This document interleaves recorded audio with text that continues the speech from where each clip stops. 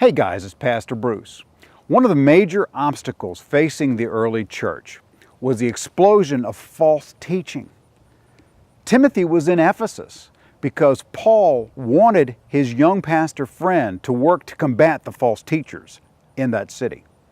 As we come to 1 Timothy chapter 4, Paul describes deceiving spirits and doctrines of demons.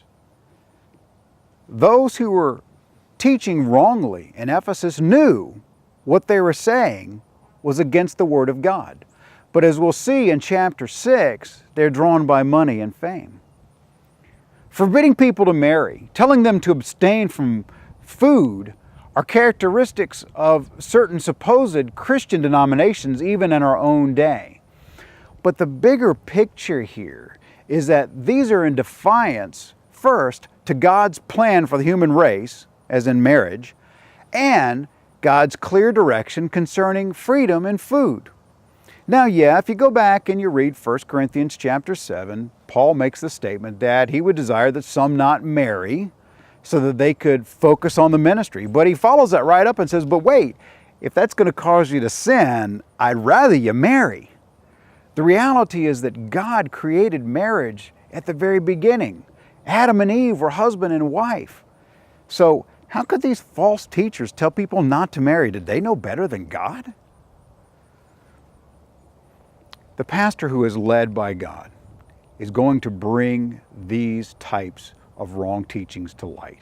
And he is going to lead the people in the right direction. I've heard pastors called out by others for being hateful, mean-spirited, or judgmental because they had said something about another pastor who was teaching against the Word of God. But let me say it to you right now. It is never wrong to expose false teaching. As we come to verse 12, Paul tells Timothy to let no one despise your youth.